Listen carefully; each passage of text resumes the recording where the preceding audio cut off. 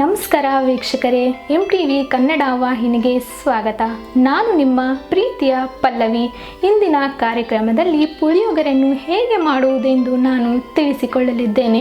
ಪುಳಿಯೋಗರೆಯು ಸಾಮಾನ್ಯವಾಗಿ ಬ್ಯಾಚುಲರ್ಸ್ ಅಥವಾ ಮನೆಯಲ್ಲಿ ಒಬ್ಬರು ಇಬ್ಬರು ಇರುವಾಗ ತುಂಬ ಸಿಂಪಲ್ ಆಗಿ ಹಾಗೂ ವೇಗವಾಗಿ ಹೇಗೆ ಮಾಡಿಕೊಳ್ಳುವುದೆಂದು ನಾನು ಇಂದಿನ ಸಂಚಿಕೆಯಲ್ಲಿ ತಿಳಿಸಿಕೊಳ್ಳಲಿದ್ದೇನೆ. 1 ಗ್ಲಾಸ್ ಅಕ್ಕಿಗೆ 2 ಗ್ಲಾಸ್ ನೀರನ್ನು ಹಾಕ್ಕೊಂಡು ನಾನು ಇಟ್ಕೊಂಡಿದ್ದೀನಿ.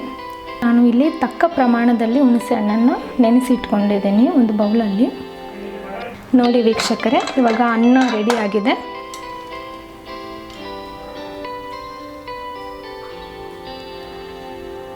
ಮೊದಲನೇದಾಗಿ ತವಾನ ಇಟ್ಕೊಳ್ಳೋಣ.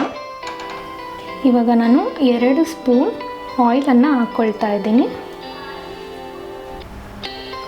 ಇವಾಗ ಸ್ವಲ್ಪ ಸಾಸಿವೆಯನ್ನು ಹಾಕ್ಕೊಳ್ತಾ ಇದ್ದೀನಿ.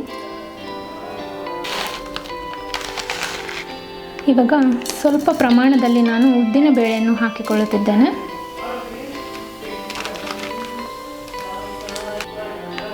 ನಂತರ ಸ್ವಲ್ಪ ಕಡಲೆಬೇಳೆಯನ್ನು ಹಾಕಿಕೊಳ್ಳುತ್ತಿದ್ದೇನೆ. ಸ್ವಲ್ಪ ಕಡಲೆ ಬೀಜವನ್ನು ಸೇರಿಸಿಕೊಳ್ಳೋಣ.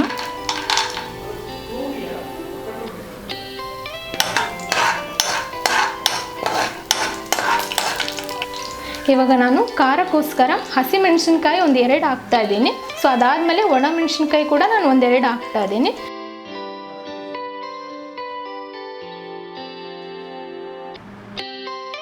ಸೊ 10ರಿಂದ 12 ಕರಿಬೇವನ್ನ ನಾನು ಇದಕ್ಕೆ ಆ್ಯಡ್ ಮಾಡ್ಕೊಳ್ತಾ ಇದ್ದೀನಿ. ಇವಾಗ ಇದನ್ನು ಚೆನ್ನಾಗಿ ಮಿಕ್ಸ್ ಮಾಡ್ಕೊಳ್ಳೋಣ.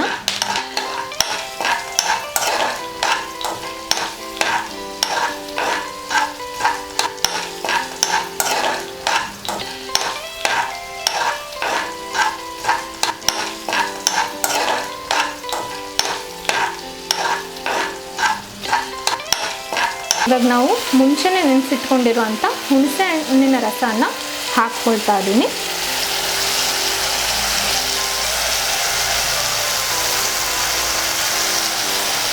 ಇವಾಗ ನಾವು ಸ್ವಲ್ಪ ಅರಿಶಿಣವನ್ನು ಹಾಕ್ಕೊಳ್ತಾ ಇದ್ದೀನಿ.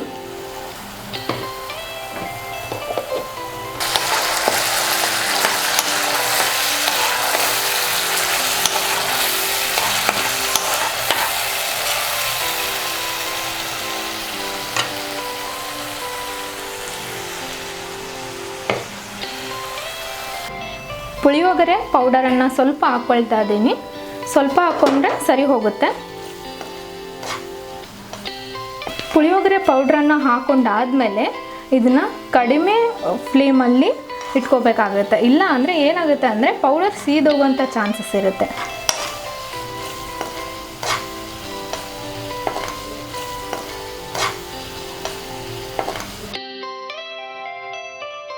ಇವಾಗ ಇದಕ್ಕೆ ರುಚಿಗೆ ತಕ್ಕಷ್ಟು ಉಪ್ಪನ್ನು ಹಾಕಿಕೊಳ್ತಾ ಇದ್ದೀನಿ.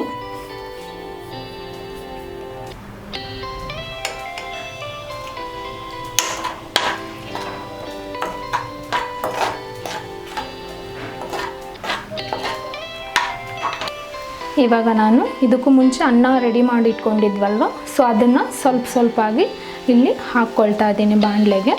ಸೊ ಅನ್ನ ಹಾಕ್ಕೊಳ್ಬೇಕಾದ್ರೆ ಯಾವಾಗಲೂ ಕೂಡ ಸ್ಟವ್ನ ಸ್ಲೋ ಆಗಿ ಇಟ್ಕೊಳ್ಳಿ. ಇಲ್ಲ ಅಂದರೆ ಏನಾಗುತ್ತೆ ಅಂದರೆ ಅನ್ನ ಸೀದೋಗುವಂಥ ಚಾನ್ಸಸ್ ಇರುತ್ತೆ. ಸೊ ಅದಕ್ಕೋಸ್ಕರ ನಾನು ಸ್ಟವ್ನ ಸ್ಲೋ ಮಾಡಿಕೊಂಡು ಅನ್ನನ ಹಾಕ್ಕೊಂಡು ಇವಾಗ ಕಲಿಸ್ಕೊಳ್ತಾ ಇದ್ದೀನಿ.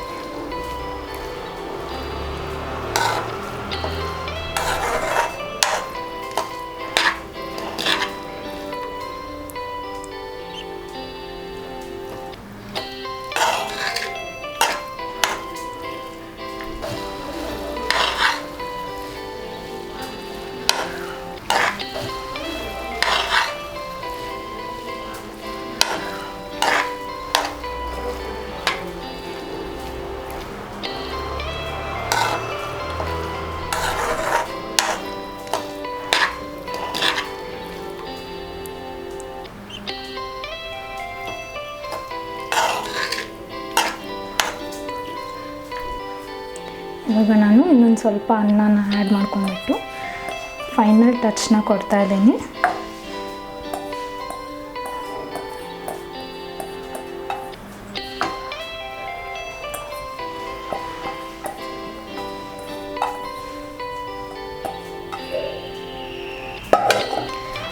ನೋಡಿ ವೀಕ್ಷಕರೇ, ದಿಢೀರಂತೆ ರೆಡಿಯಾಗುವ ಪುಳಿಯೋಗರೆ ತಿನ್ನಲು ಸಿದ್ಧವಾಗಿದೆ.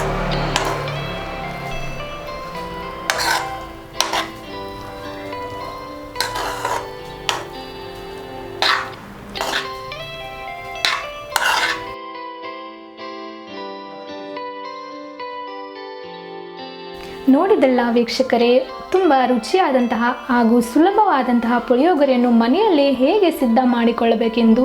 ಇದೇ ರೀತಿ ರುಚಿಕರವಾದಂತಹ ಅಡುಗೆಗಳಿಗೆ ನಮ್ಮ ಚಾನಲನ್ನು ಸಬ್ಸ್ಕ್ರೈಬ್ ಮಾಡಿ ಹಾಗೂ ಶೇರ್ ಕಮೆಂಟ್ ಮಾಡಿ. ಧನ್ಯವಾದಗಳು.